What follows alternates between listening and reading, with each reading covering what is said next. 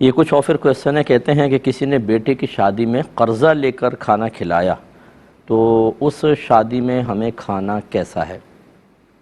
دیکھیں بالکل جائز ہے۔ جب انسان قرض لیتا ہے تو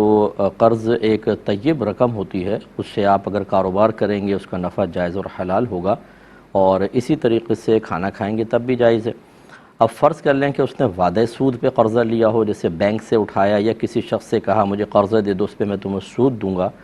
تو یہ وعدہ سود تو حرام ہے، لیکن اب بھی یہ جو قرضہ لیا ہے یہ تو ایک طیب مال ہے، اس سے جو کچھ کھانا کھلائے گا اس میں کوئی پرابلم نہیں ہے، تو بہرحال آپ کھا سکتے ہیں۔ یہ کہتے ہیں کہ میں بیمار ہوں اور کپڑے پاک نہیں کر سکتی، تو کیا ناپاکی میں ہی ناپاک کپڑوں میں ہی نماز ادا کر لیا کروں؟ تو ہماری بہن اگر صورتحال یہ ہے کہ آپ کے کپڑے بار بار ناپاک ہوتے ہیں اور کوئی بدلنے والا نہیں ہے یا بدلنے میں آپ کو تکلیف ہوتی ہے یا دوسرے کپڑے ہی نہیں ہیں،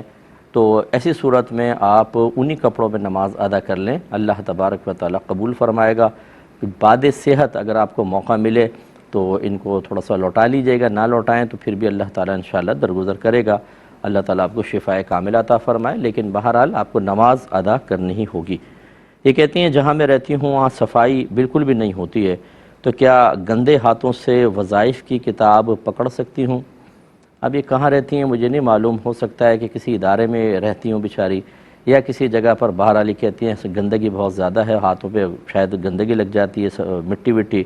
تو وظائف کی کتابیں دیکھیں آپ، پانی تو یقینی سی بات ہے کہ ہوگا آپ کے پاس، تو ہاتھ دھو کر پھر آپ کتاب پکڑ کر اور وظائف وغیرہ پڑھیں، کیونکہ اس میں آیات قرآنیہ بھی ہوتی ہیں، اللہ کا پاکیزہ نام ہوتا ہے، تو پاک ہاتھوں سے ہی اس کو پکڑا جائے، یہی بہتر ہے۔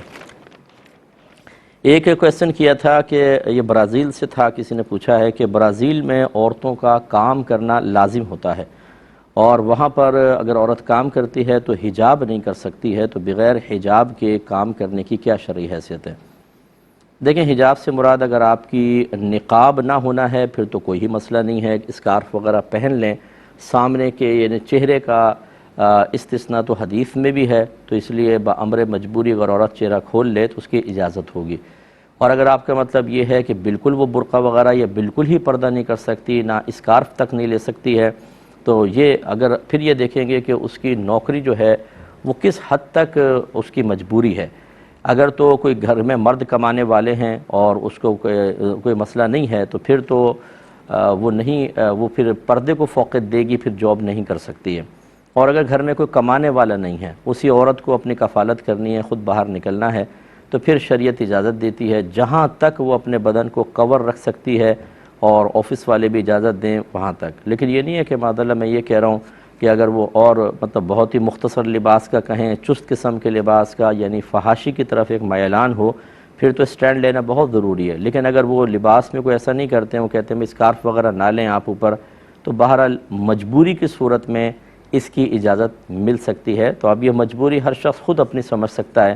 بعض چیزوں کو ہم مجبوری بنا لیتے ہیں، حالانکہ نہیں ہوتی، تھوڑی سی فائٹ کر لیں، تھوڑا سا اسٹینڈ لیں تو ہماری مرضی کے موافق رزلٹ نکل سکتا ہے، لیکن ہم شرماتے رہتے ہیں، جھجکتے رہتے ہیں، ڈرتے رہتے ہیں، بے جا خوف میں مبتلا ہوتے ہیں، اور پھر ویسی کویسچن کر کے کسی سے اجازت لے کر اور اس پر عمل کر لیتے ہیں۔ ایک دفعہ فائٹ تو کر کے دیکھیں، ہو سکتا ہے آپ کو اجازت مل جائے۔ تو اس لیے ہر شخص کو اپنا احتساب کر کے، اپنے ماحول کو سمجھ کر پھر کوئی فیصلہ کرنا ہوگا۔